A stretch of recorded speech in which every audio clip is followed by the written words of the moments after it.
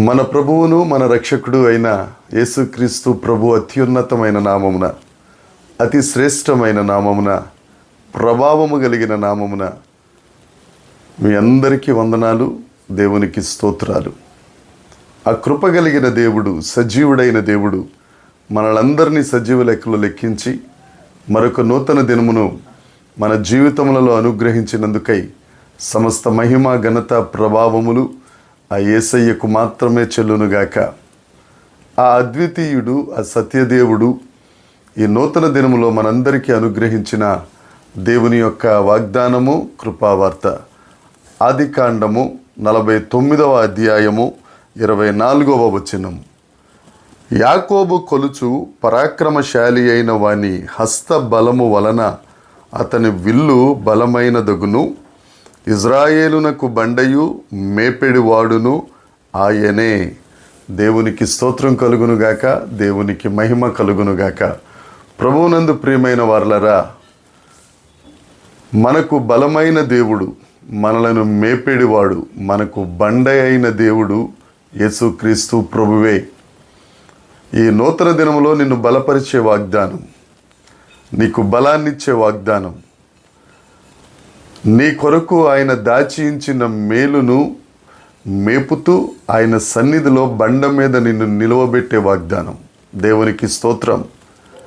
అయితే ఆదికాండ గ్రంథం 49వ అధ్యాయం, యాకోబు గారి అవసాన దశలో తన కుమారులందరినీ వరుసగా నిలువబెట్టి ఆయన పలికిన మాటలు ఇవి ప్రవచనములు.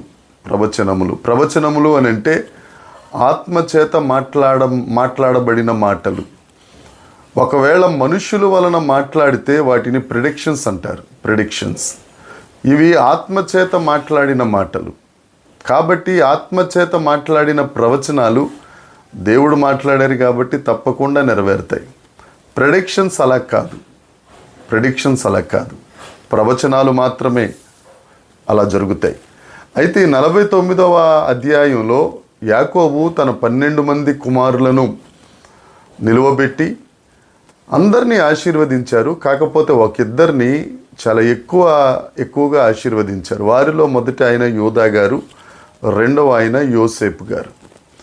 యోసేపు గురించి ఆత్మ వలన ప్రవచనం చెబుతూ, యోసేపు నిన్ను ఆ బలపరిచే దేవుడు, నాకు పరాక్రమశాలి అయిన గొప్ప దేవుడు అని ప్రవచనాన్ని చెప్పాడు. మన దేవుడు బలవంతుడైన దేవుడు, మన దేవుడు సర్వశక్తిమంతుడైన దేవుడు. ఆయన హస్తబలం, ఆయన దక్షిణ హస్తం మనలను శత్రువుల చేతిలో నుంచి విడిపిస్తుంది. అదే ప్రవచనం యోసేపు జీవితంలో నెరవేరుతూ, యోసేపు జీవితం మనందరికీ తెలుసు. ఎన్ని కష్టాలు పడ్డాడో, ఎన్ని ఇబ్బందులు పడ్డాడో, ఎన్ని నిందలు పడ్డారో ఆయన మనందరికీ తెలుసు. అయినా కానీ యాకోబు పరాక్రమశాలి అయిన దేవుని హస్తబలం యోసేపును ఐగుప్తు దేశానికి తండ్రిలా చేసేసింది. దేవునికి స్తోత్రం. అదే దేవుడు నీతో మాట్లాడుతున్నాడు. నువ్వు కష్టాల్లో ఉన్నావా, నిందలు పడుతున్నావా, శ్రమంలో ఉన్నావా, భారభరితమైన బ్రతుకులో ఉన్నావా, యోసేపును పక్కన పెట్టినట్టు అన్నదమ్ములే, కుటుంబ సభ్యులే నిన్ను తీసి పారేసేశారా? దేవుడు నీతోనే మాట్లాడుతున్నాడు. మన దేవుడు పరాక్రమశాలి అయి ఆయన హస్తబలం బలమైనది. ఆ దేవుడు నిన్ను బలపరుస్తాడు, నిన్ను అనేకులకు ఆధారంగా చేయబోతున్నారు. ఇది ఆత్మ చెబుతున్న మాట. ఆమేనను. దేవునికి స్తోత్రం చెల్లించు. ఆ దేవుడు మన మధ్యన ఉన్నారు. అంతేకాదు, ఇజ్రాయేలునకు బండయు మేపెడివాడును ఆయనే. ఆయన బండ అయిన దేవుడు. క్రొత్త నిబంధనలో ఆ బండ క్రీస్తే. దావీదు గారు అంటారు, నాశనకరమైన గోతి నుండి, జిగటగల దొంగ ఊబి నుండి దేవుడు నన్ను పైకి లేవనెత్తి నేను జారిపోకుండానట్లు బండ మీద నా పాదములను స్థిరపరిచాను. నీ గోతిలో నుంచి నిన్ను పైకి లేవనెత్తి ఇశ్రాయేలునకు బండైన ఆ క్రీస్తు ప్రభువు మీద, ఆ క్రీస్తు ప్రభువులో నిన్ను స్థిరపరిచే దేవుడు మన దేవుడు. నువ్వు ఎక్కడెక్కడ జారిపోయి గోతి అనే గుహలోనికి వెళ్ళిపోతున్నావో, ఊబిలో పడిపోతున్నావో, నువ్వు యేసయ్య వైపు చూస్తే ఈ దినాన్న నీకు బలమిచ్చే దేవుడు నిన్ను పైకి లేవనెత్తి నిన్ను బండ మీద నిలబెడతాడు. అంతేకాదు మేపెడివాడును ఆయనే. మన దేవుడు మేపేవాడు.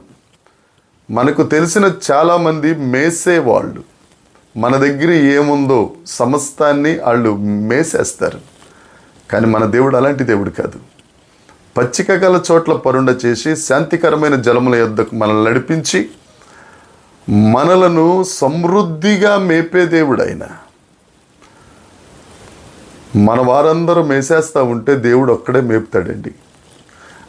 మనల్ని సర్వ సమృద్ధిలోనికి నడిపించే గొప్ప దేవుడు ఆ యెహోవా ఈరే. సమస్తాన్ని చూచుకునే ఆ గొప్ప దేవుని దగ్గర నువ్వు ఉండాలి అని అంటే ఆయన వైపు నువ్వు చూడాలి. ఆ బలమును ఆశ్రయించాలి, ఆ బండను ఆశ్రయించాలి, ఆ మేపిడి దేవుణ్ణి భయభక్తులు కలిగి నువ్వు సేవించాలి.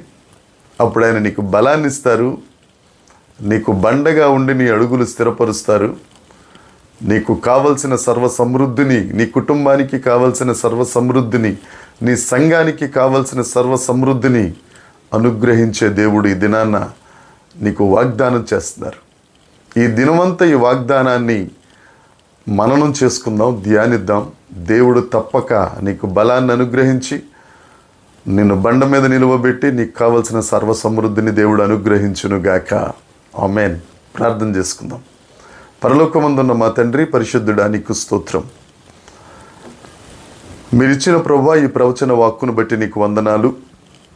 నీవు పరాక్రమశాలివి, నీ హస్తబలము వలన నాయన మమ్మల్ని బలపరిచే గొప్ప దేవుడా నీకు స్తోత్రం. దేవా, నువ్వు మా బండవు నీవే, మమ్మల్ని మేపెడి దేవుడవు నీవే. నీవే మాకు సహాయం, నీవే మాకు సమస్తం ప్రభువా. నీ మీద ఆధారపడుతున్నాం. ఈ వాక్యం వింటున్న నీ పిల్లలందరినీ మీ చేతికి అప్పగిస్తున్నాం. సర్వ సమృద్ధిలోనికి నడిపించి ఆశీర్వదించి వారి సరిహద్దుల విశాలపరిచి అనేకులకు ఆశీర్వాదకరంగా ఉంచమని, మహిమ పొందుమని యేసుక్రీస్తు నామమున ప్రార్థించి అడిగి వేడుకొనుచున్నాము తండ్రి. ఆమేన్. దేవుని కృప మనందరికీ తోడై ఉండునుగాక.